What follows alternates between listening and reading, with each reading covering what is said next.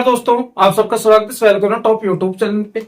आज अपन बेसिक से चर्चा करने वाले हैं किस टॉपिक के बारे में, धातु के बारे में। यानी आपको जितने भी धातु और अधातु के जितने भी डाउट है वो इस वीडियो के अंदर सारे के सारे क्लियर होने वाले हैं। तो इस क्लास को ध्यानपूर्वक समझना, आपको धातु और अधातु की इतनी बातें याद हो जाएंगी कि आप सोच भी नहीं सकते। यानी आपको बहुत कुछ मिलने वाला है इस वीडियो के अंदर। पहले तो अपन स्टार्ट यहीं से कर देते हैं, ट्रिक से ही, ठीक है ना साहब। धातु और अधातु है, यानी मेटल और नॉन मेटल। धातु किसे कहेंगे, ट्रिक यही देखना। यानी जिस तत्व के लास्ट में क्या लगाओ, यम लगाओ, लास्ट में क्या लगाओ, यम, वो अधिकतर क्या रहेंगे, धातु। धातु को पहचानने की ट्रिक बता रहा हूं मैं आपको।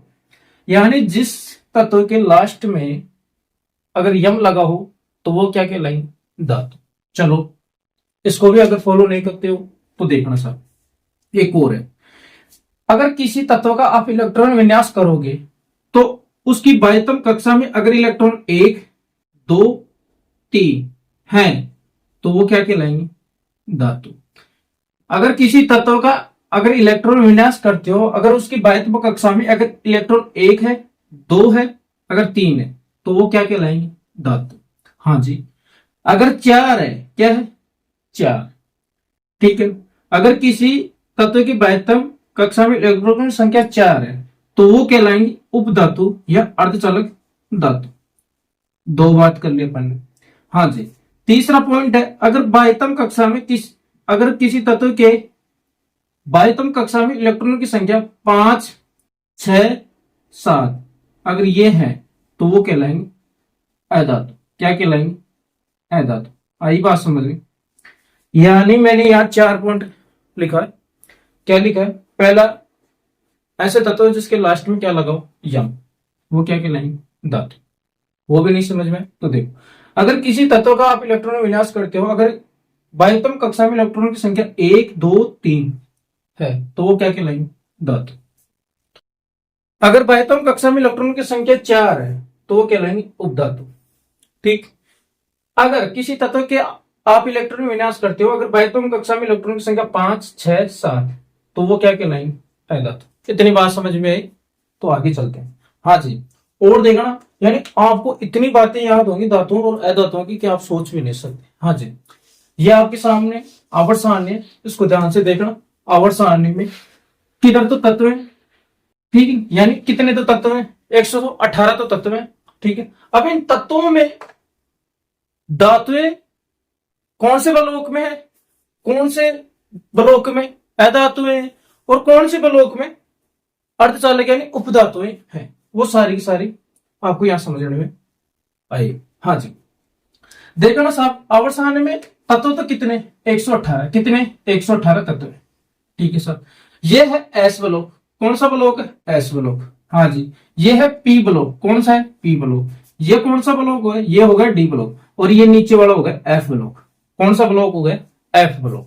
अपन बात कर रहे हैं धातु, अधातु और उपधातु, ठीक। ये आपके सामने आवर्त सारणी, इस आवर्त सारणी में ये ब्लॉक है एस ब्लॉक, ये ब्लॉक है पी ब्लॉक, और ये ब्लॉक है डी ब्लॉक, और ये नीचे वाला ब्लॉक है एफ ब्लॉक, ठीक है सब। इधर देखना, इधर एस ब्लॉक में, इस एस ब्लॉक में ये हाइड्रोजन है, इस हाइड्रोजन को छोड़ के सारे के सारे क्या है, मेटल है यानी धातु, ठीक है सर। किसको छोड़ के, यानी इसमें एक अपवाद है, कौन, हाइड्रोजन, ठीक है। हाँ जी, इसमें चलते हैं पी ब्लॉक में, किसमें, पी ब्लॉक में। पी ब्लॉक में सारी की सारी क्या है, अधातु है, क्या है, अधातु, क्या है, अधातु। यानी एस ब्लॉक में हाइड्रोजन को छोड़ के सारी की सारी क्या है, धातु है। पी ब्लॉक में सारी की सारी क्या है, अधातु है। हाँ जी, डी ब्लॉक में चलते हैं। डी ब्लॉक में सारी की सारी क्या है, मेटल है, क्या है, मेटल यानी धातु है डी ब्लॉक, ठीक है। और एफ ब्लॉक में भी सारी की सारी क्या है, धातु ही है। आई बात समझ। लेकिन डी ब्लॉक और पी ब्लॉक के बीच में ये जो ब्लैक कलर के दिख रहे हैं ये है उपधातु। कौन सी धातु है, ये उपधातु है। आई बात समझ। तो डी ब्लॉक और एफ ब्लॉक में सारी सारी क्या है, धातु है। एस ब्लॉक में हाइड्रोजन को छोड़ के सारी सारी क्या है, धातु है। पी ब्लॉक में सारी सारी क्या है, अधातु है। ठीक है। डी और पी ब्लॉक के बीच में सारी सारी क्या है, उपधातु। आई बात समझ में? आगे चलते हैं और आपको बहुत कुछ सीखने को मिलेगा। हाँ जी, मैंने कुछ ये पदार्थों का वर्गीकरण किया है, पदार्थों को बांटा है। देखना साहब, इधर आपको बहुत कुछ सीखने को मिलेगा। यहां जो आपको ये तत्व दिख रहा है, तत्व है 3 भागों में बटा हुआ है, धातु, अधातु और उपधातु।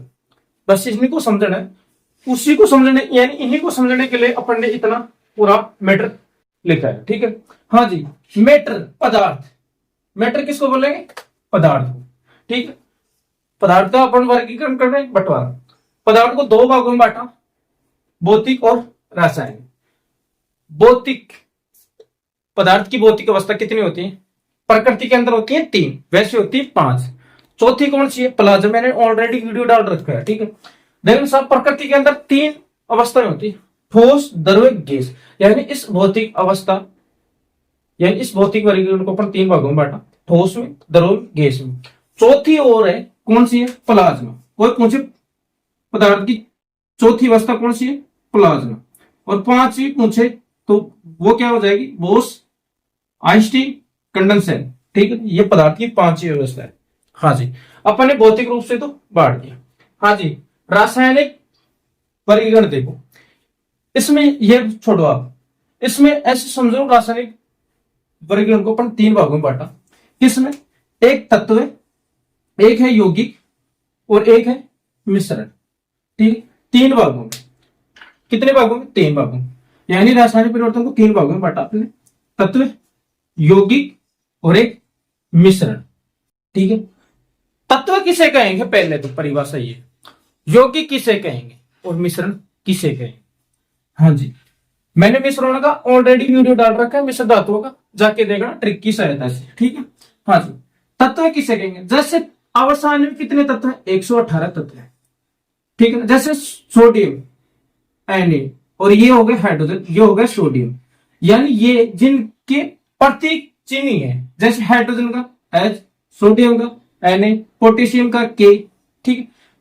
तो जिनके सूत्र नहीं है, फॉर्मूले नहीं है, प्रतीक है, वो कहलाएंगे तत्व। क्या कहलाएंगे, तत्व। और जिनका फॉर्मूला है, जैसे H2O, ये फॉर्मूला है H2SO4, तो ये सारे के सारे क्या कहलाएंगे, यौगिक। क्या कहलाएंगे, यौगिक। यानी जिसका कोई फॉर्मूला नहीं है वो तत्व, जिसका यौगिक है वो, यानी यौगिक किसे कहेंगे, जिसका फॉर्मूला है। ठीक है। जैसे जल का फॉर्मूला, ठीक है ना, सल्फ्यूरिक अम्ल, जिनका फॉर्मूला है ना वो कहलाएंगे यौगिक। हाँ जी, जिनका फॉर्मूला नहीं हो, जैसे रक्त का कोई फॉर्मूला होता है, दूध का कोई फॉर्मूला है, नहीं है ना, धुआं, वायु, इनका फॉर्मूला है नहीं, तो वो क्या है, मिश्रण है। हाँ जी, यहां तत्वों को 3 भागों में बांट रखा है, एक धातु, अधातु, उपधातु। धातु किसे कहेंगे, यानी जो धातु वो होंगी जो क्या हो, सुचालक होंगी। क्या होंगी, सुचालक। धातु क्या होंगी, सुचालक, धातु सुचालक। हाँ जी, अधातु क्या होंगी, कुचालक। अधातु क्या होंगी, कुचालक। अधातु क्या होंगी, कुचालक। अधातु क्या होंगी, कुचालक। क्या होंगी, कुचालक। और धातु क्या होंगी, चालक।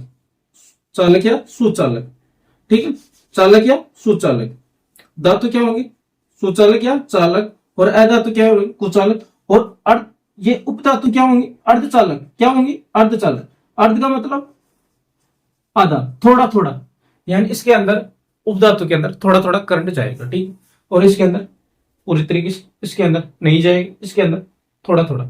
हाँ जी, इधर देखना, यौगिक। यौगिक को बांटे अपन 2 भागों में, कार्बनिक यौगिक, अकार्बनिक यौगिक। जैसे मीथेन है, क्या है, मीथेन, ये मीथेन का फॉर्मूला है।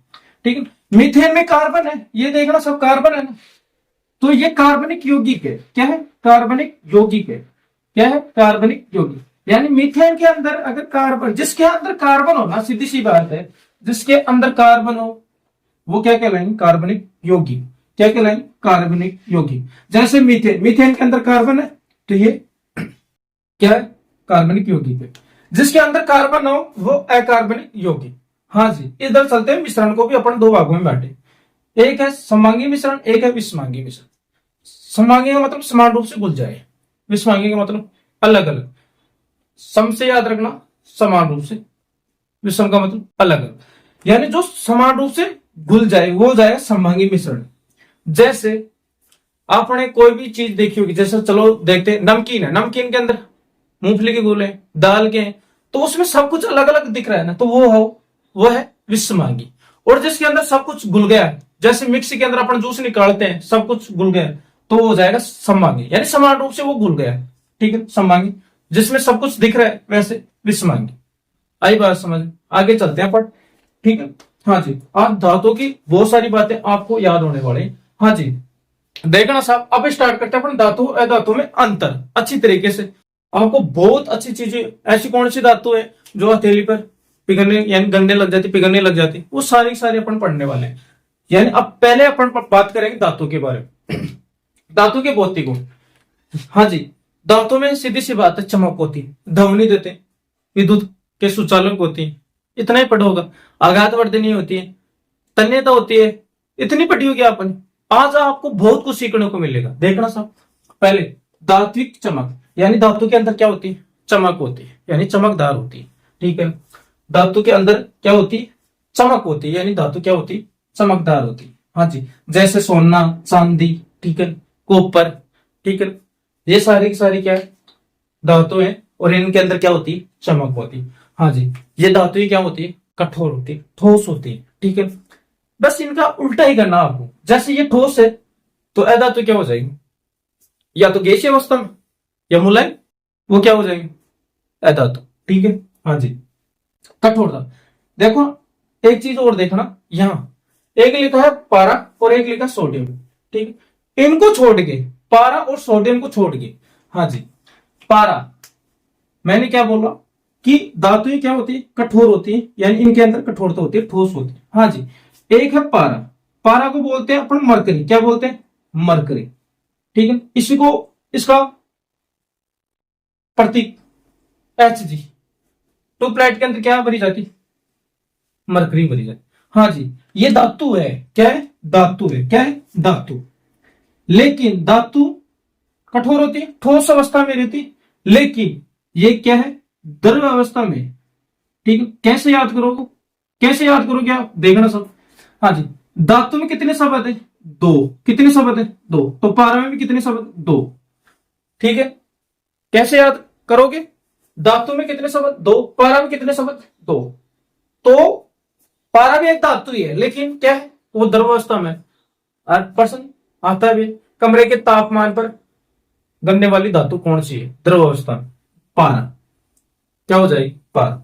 हाँ जी, देखना साहब, पारे और सोडियम को छोड़कर साधारण, ठीक है, साधारण धातुओं में कठोरता होती है, यानी इसको छोड़, इसको कैसे याद करोगे, सोडियम। हाँ जी, देखना साहब, एक ट्रिक और है, सोपा ली थी, क्या, सोपा ली थी, ये किसी की बनाई हुई ट्रिक नहीं, ये अपनी खुद की है। ठीक है, सोपा ली थी, देखना साहब, कोई भी महिला क्या ली थी, सोपा ली थी, सोपा, सोपा ली थी, ली थी। हाँ जी, हो गई। आपको जो भी मुलायम धातुएं हैं जिसको चाकू से आप काट सकते हो, ठीक है, ये मुलायम धातु है, क्या है, मुलायम धातु, जिनको अपन चाकू से काट सकते हैं, मुलायम धातु, क्या है, मुलायम धातु, मुलायम। ठीक है, हाँ जी, सोपा ली थी, सो से सोडियम, क्या हो जाएगा, सोडियम, सोडियम। हाँ जी, पा से पोटेशियम, पोटेशियम, पोटेशियम, सोपा ली थी, सोडियम, पोटेशियम, लिथियम, लिथियम। ये तीन धातुएं हैं जिनको अपन मुलायम धातु कहते हैं, और इनको चाकू से अपन काट सकते हैं। ठीक है, मैंने पारा भी समझा दिया, पारा धातु है, शब्द कितने पारा में, दो है, धातु में कितने शब्द है, दो।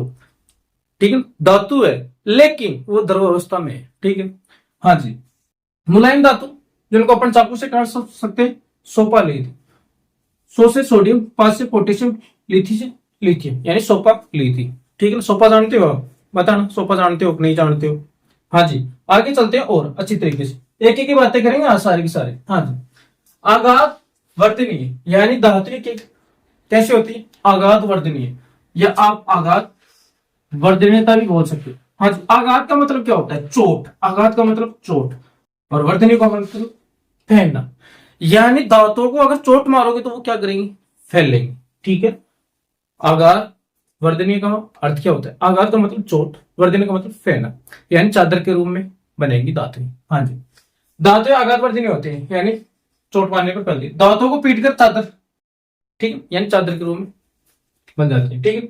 हाँ जी, तन्यता, तैसे तन्यता, तैसे तार, क्या याद रखोगे? तैसे तन्यता, तैसे तार, यानी दांतों को अपने तार, यानी तार के रूप में भी बना सकते हैं। जैसे दांतें तन्य होती हैं, यानी इन दांतों से अपन तार भी बना सकते हैं। ठीक है ना, जैसे आपने एल्यूमिनियम का तार देखा होगा, ठीक है ना, करंट के अंदर, बिजलियों के अंदर लेते तो दांतों के तार खींचे जा सकते हैं, यानी तार खींचे जा सकते हैं। लेकिन इधर एक चीज ध्यान देना, एयू यानी सोना।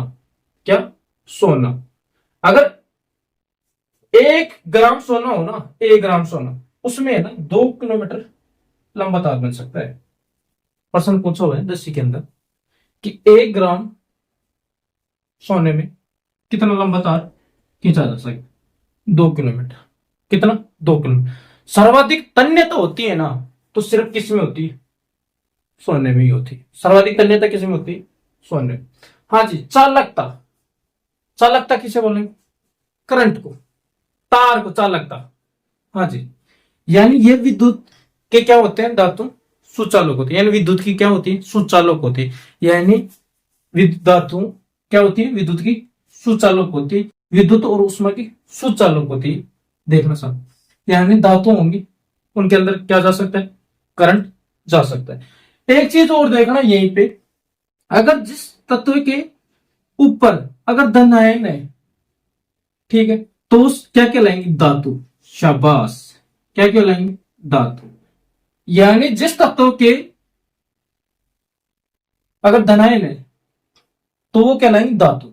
और जैसे ये क्लोरीन, अगर इसके ऊपर ये ऋणायन है तो वो कहलाएंगे अधातु। याद रखना इस चीज को। धातु की आपको डेफिनेशन बहुत बता दी मैंने। ठीक है, यानी कोई तत्व है अगर उस पर पॉजिटिव चार्ज है, ठीक है, आयन, तो वो कहलाएंगे धातु। जिसपे आयन अगर ऋणात्मक है, नेगेटिव है, तो वो कहलाएंगे अधातु। ये लो साहब, बताओ कैसा लग रही है? कैसी लग रही है आपको क्लास? अगर ये क्लास अच्छी लग रही है तो जरूर दोस्तों शेयर करो। ठीक है। हाँ जी, और देखना सब धातु के बारे में। हाँ जी, भौतिक अवस्था, साधारण ताप पर सभी धातुएं ठोस होती हैं, परंतु पारा द्रवावस्था में होता है। मैंने ऑलरेडी बता दिया। यानी धातुएं ठोस होती हैं, लेकिन एक अपवाद है। क्या? पारा, Hg, मरकरी, ये द्रवावस्था में होता है, कमरे के तापमान पर। ठीक है ना? हाँ जी, आगे और देखते हैं एक एक स्लाइड करते करते। हाँ जी, अब देखना साहब अधातुओं के बारे में, बहुत कुछ याद होने वाला आपको इस वीडियो में। यानी धातु और अधातुओं की जितनी भी बातें हैं वो आपको सारी की सारी याद होने वाली है। हाँ जी, अधातुएं, ठीक है, अधातुएं क्या होती है वो देखना साहब, मैंने ऑलरेडी बता दिया। ठीक है ना, पहले। हाँ जी, इतना लंबा वीडियो करेंगे नहीं। हाँ जी, धातु में क्या होती? चमक। इनमें क्या नहीं होती? चमक नहीं होती। इनमें क्या नहीं होती? चमक। ठीक है। हाँ जी, ये कठोर नहीं होंगी। क्या नहीं होंगी? कठोर नहीं होंगी। धातुएं क्या होंगी? कठोर होंगी। अगर वो धातुएं कठोर हो तो ये क्या होंगी? गैसीय अवस्था में यह मुलायम। ठीक है, गैस गैस में रहेंगी और मुलायम धातु यानी कोमल रहेंगी। ये कौन सी? अधातु। ठीक, धातुएं ध्वनि देते हैं, अधातु ध्वनि नहीं देते। वो भंगुर होते हैं, चोट मारने पर फैल जाते हैं लेकिन टूटते नहीं है। ठीक है, लेकिन अधातु चोट मारने पर भंगुर हो जाते हैं, यानी टुकड़े टुकड़े हो जाते हैं धातुओं की। ठीक है। हाँ जी, देखना सब कठोरता, इनके अंदर कठोरता नहीं होती, परंतु एक हीरा अधातु है जो सभी पदार्थों को में कठोर माना जाता है। यानी ये पूछे, देखना सब हीरा, क्या? हीरा, हीरा अधातु है, लेकिन ये देखना सब पदार्थ, ये पदार्थ। ठीक है, ये शब्द याद रखना। यानी कठोर पदार्थ पूछे ना तो हीरा है। ठीक है, अधातु के रूप में। हाँ जी, आघात वर्धन है, यानी इनको अगर आप चोट मारोगे ना तो ये फैलेंगे नहीं, चादर के रूप में नहीं बढ़ेंगे, क्या हो जाएंगे, भंगुर हो जाएंगे। देखो सब अधातुएं आघात वर्धन नहीं होती, अर्थात अधातुओं को पीट कर चादर नहीं बनाई जा सकती, ठीक है। हाँ जी, ठोस अधातुएं भंगुर होती है, ठीक है। ये अधातुएं क्या होती है, भंगुर होती है, यानी चोट मारने पर बिखर जाती है। आई बात समझ में, और देखना सब आगे चलेंगे। हाँ जी, तन्यता यानी धातु के अंदर तय से तन्यता, तय से तार, यानी अधातुओं के तार बना सकते हो आप। जैसे लकड़ी है, धातु है नहीं है ना, ठीक है। ईंट धातु है, कपड़ा धातु है नहीं है ना, पत्थर धातु है नहीं है, हाइड्रोजन तत्व धातु है नहीं है। लेकिन ये अधातु, अधातु को आप तार के रूप में तय से तन्यता, तय से तार, तार बना सकते हो नहीं। देखो सब अधातु तन्यता नहीं होती, अर्थात अधातु के तार खींचे नहीं जा सकते, यानी अधातु के तार नहीं बनाए। चालकता, हाँ जी, मैंने बताया था कि धातु, उष्मा और विद्युत क्या होते हैं, सुचालक, यानी उनके अंदर करंट आराम से जा सकता है। हाँ जी, लेकिन अधातु, विद्युत और उष्मा की क्या होती है, कुचालक। कुछ चित्र याद रखना, कुपुत्र, इनके अंदर करंट नहीं जाएगा। किन के अंदर, अधातु के अंदर। ऐसे नहीं, ऐसे याद रखना, कुछ खराब, ठीक है। इनके अंदर क्या नहीं जाएगा, करंट नहीं जाएगा, ठीक है। भौतिक अवस्था में देखना सब अधातु तीन अवस्था में होती है, ठोस, द्रव, गैस में पाई जाते हैं। ये यानी तीनों अवस्था में, ठोस, द्रव, गैस, तीनों अवस्था में पाई जाएंगे अधातु। हाँ जी, उदाहरण है, ठीक। घनत्व देखो, अधातुओं का घनत्व प्राय कम होता है। घनत्व यानी, घनत्व मतलब घनापन, यानी इनके अंदर घनापन ज्यादा नहीं होता, कम होता है। जैसे देखो उदाहरण के तौर पे लोहा देखो, सोना देखो, चांदी देखो, उनके अणु पास पास होते हैं, वो घने होते हैं, ठीक है ना। लेकिन इनके अंदर, अधातु के अंदर घनापन नहीं होता है, ठीक है। हाँ जी, गलनांक, गलनांक मतलब गलाना, ठीक है। हाँ जी, इन अधातुओं को गलनांक प्राय कम होता है, यानी इनको गलाने पर ताप कम देना पड़ेगा, यानी कम ताप पर ही क्या हो जाएगी, गल जाएगी। और धातुओं को ज्यादा टेम्परेचर देना पड़ेगा, यानी ज्यादा गलनांक देना पड़ेगा, ठीक है। हाँ जी, और देखना साहब क्वथनांक, अधातुओं का क्वथनांक प्राय कम होता है। क्वथनांक क्या होता है, कम होता है। आगे और चर्चा करते हैं सारी बात।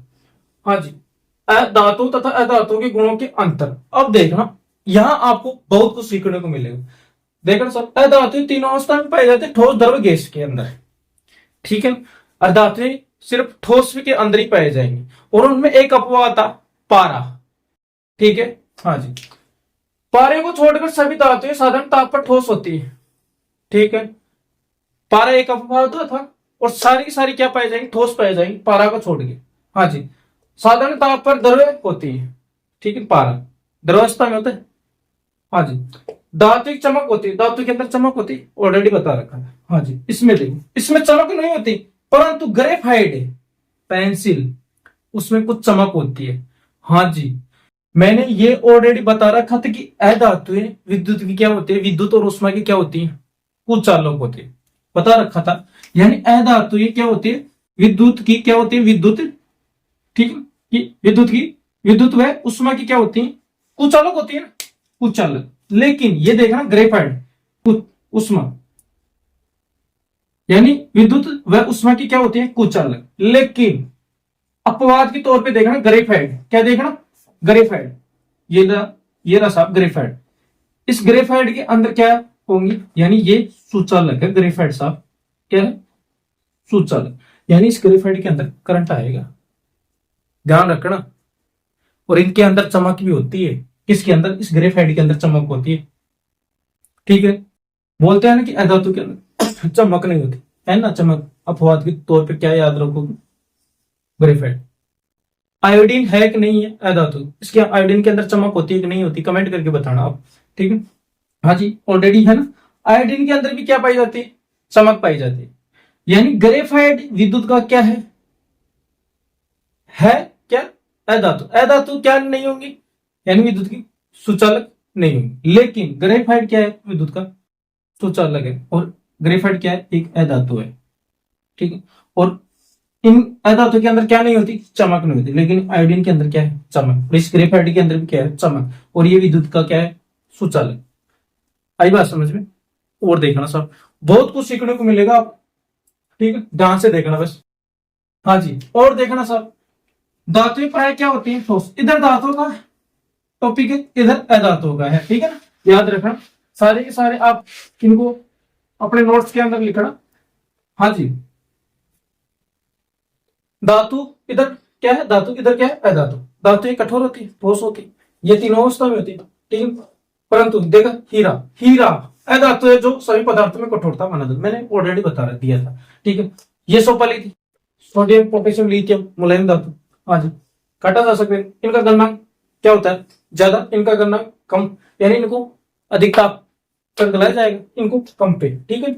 हाँ जी, कुछ है ग्रेफाइट 37 डिग्री सेल्सियस पर पिघलाया जाएगा, इनका गलनांक। हाँ जी, देखना साहब, अधिकतर यानी ये दर्दा तो उसमें, और विद्युत क्या होती है, सुचालक। इधर कुचालक, किसको छोड़ के, ग्रेफाइट को। ग्रेफाइट क्या होगा, सुचालक होगा। ऑक्सीजन के साथ मिलकर प्राय क्षारीय ऑक्साइड बनाती है, यानी धातुएं ऑक्सीजन के साथ क्रिया करके ना क्षारीय ऑक्साइड बनाती है, ठीक है, याद रखना इस टॉपिक। और ऑक्सीजन के साथ अधातुएं मिलकर प्राय अम्लीय ऑक्साइड बनाती है। ऑक्साइड मतलब ऑक्सीजन, अम्लीय होगा, ठीक है। ऑक्सीजन के साथ मिलकर प्राय अधातु अम्लीय ऑक्साइड बनाती है, ठीक है। इधर क्षारीय, क्या, क्षारीय। आई बात समझ। ऑक्साइड का मतलब जानते हो, ऑक्सीजन लगाओ। हाँ जी, अब देखना साहब बहुत कुछ याद होने वाला। हाँ जी, कठोर धातुएं कौन कौन सी आए। एक चीज और बताना, ऐतिहासिक धातुएं कौन सी है, कमेंट करके बताना जरूर इस प्रश्न का उत्तर।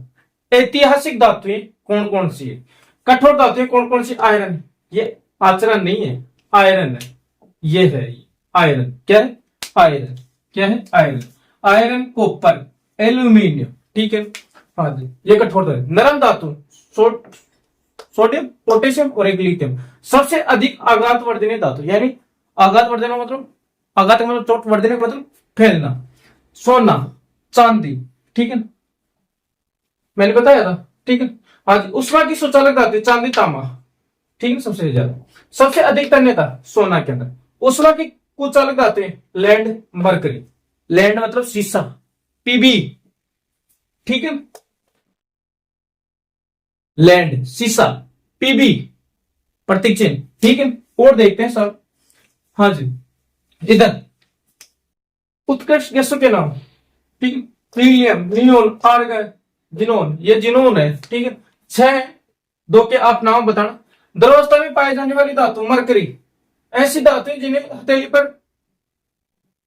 पिघला सकते हैं, यानी ऐसी धातु जिनको अपना हथेली पर पिघला सकते हैं। इस प्रश्न को आप मोस्ट कर लेना, एग्जाम के अंदर भी पूछा जाता है। गैलियम और सीजियम, यानी ऐसी कौन सी धातु है जिनको अपना हथेली पे पिघला सकते हैं। 2 धातु है, गैलियम, सीजियम, ठीक है।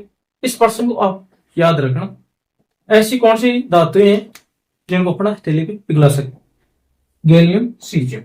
हाँ जी, ऐसी धातुएं जो चमकीली होती हैं, आयोडीन। क्या, आयोडीन। हाँ जी, ऐसी धातु जो विद्युत की क्या होती है, सुचालक।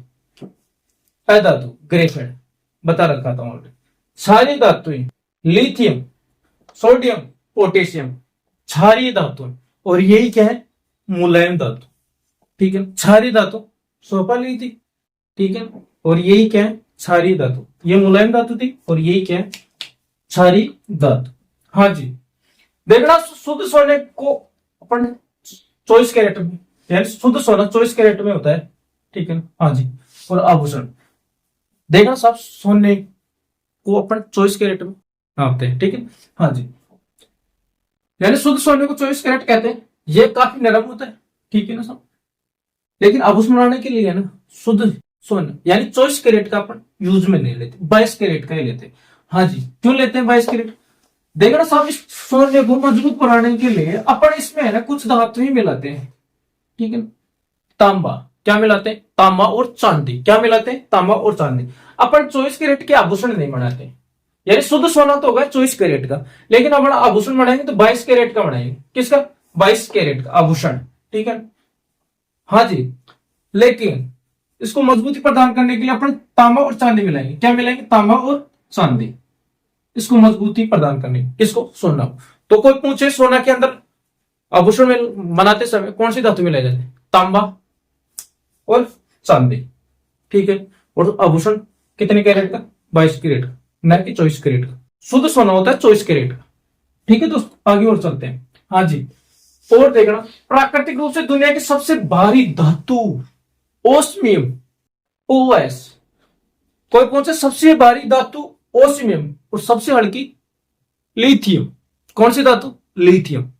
हाँ जी, लेकिन और देखना, ओस्मियम धातु की खोज 1803 में लंदन में रहने वाले टेन है ना, ने की थी, ठीक है। इसका संकेत क्या? ओएस, ठीक है। इसका परमाणु भाग 190 और परमाणु संख्या 76, यानी द्रव्यमान कितना है? 190 और परमाणु क्रमांक कितना है? यानी जेड 76 है। कितना है? 76, ठीक है। हाँ जी, लेकिन वो प्राकृतिक रूप से क्या है? सबसे भारी धातु। ये एक एशियम, ये कृत्रिम धातु है जो क्या है? सबसे भारी धातु। लेकिन कृत्रिम रूप से बनाया गया दुनिया का सबसे भारी धातु एस्मियम और प्राकृतिक रूप से ओस्मियम। आई बात समझ में? हाँ जी, सबसे हल्की धातु लिथियम, सबसे भारी धातु ओस्मियम, कृत्रिम रूप से क्या है? सेजियम, ठीक है ना सर।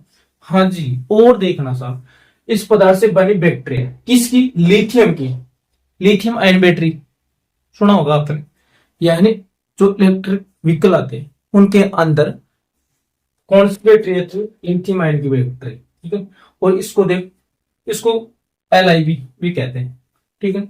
यानी इस बैटरी काफी हल्की होती है, इसकी लिथियम की आसानी से चार्ज हो जाती है। इसका इलेक्ट्रॉन और ई रिक्शा के अंदर बैटरी के अंदर किया जाता है। किसका? लिथियम का। बोलते हो गया आप लिथियम आयन बैटरी, ठीक है। हाँ जी, और देखना सर, टाइटेनियम भविष्य की धातु कहा जाता है। टाइटेनियम कितने नंबर है इसके परमाणु क्रमांक? कमेंट करके बताना, ठीक है 30 के अंदर अंदर ही, ठीक है। यानी टाइटेनियम भविष्य की क्या है? धातु। ऐसी धातु ऑक्साइड जो अम्ल तथा क्षार दोनों से अभिक्रिया करके लवण तथा जल प्रदान करती है। उभयधर्मी ऑक्साइड। उभयधर्मी का मतलब क्या होता है? कमेंट करके बताओ। यानी ऐसी धातु ऑक्साइड जो अम्ल तथा क्षार, यानी अम्ल से भी और क्षार से भी अभिक्रिया करके लवण तथा जल प्रदान करती है, उभयधर्मी ऑक्साइड कहलाएंगे, ठीक है। हाँ जी, ये मैंने कुछ बातें बता दी थी क्या? हाँ जी, पोटेशियम और सोडियम को अपन केरोसिन तेल के अंदर रखते हैं। क्यों? जल के अंदर क्या होने लग जाते हैं? जलने लग जाते हैं। यानी पोटेशियम तथा सोडियम जैसी कुछ धातु वायु से इतनी तेजी से अभिक्रिया करती है कि खुले रहने पर यह तुरंत ही आग पकड़ लेती है, ठीक है। अतः इसे सुरक्षित रखने के लिए, यानी आग को रोकने के लिए अपन इनको किस में रखते हैं? केरोसिन तेल में। यानी सोडियम पोटेशियम को अपन केरोसिन तेल में रखते हैं। क्यों? क्योंकि खुले में क्या कर जाते हैं? ये आग पकड़ लेते हैं, ठीक है। अगर ये आपको क्लास अच्छी लगी हो दोस्तों तो इस वीडियो को जरूर शेयर करना और इस चैनल को जरूर सब्सक्राइब करना। जय हिंद, जय भारत।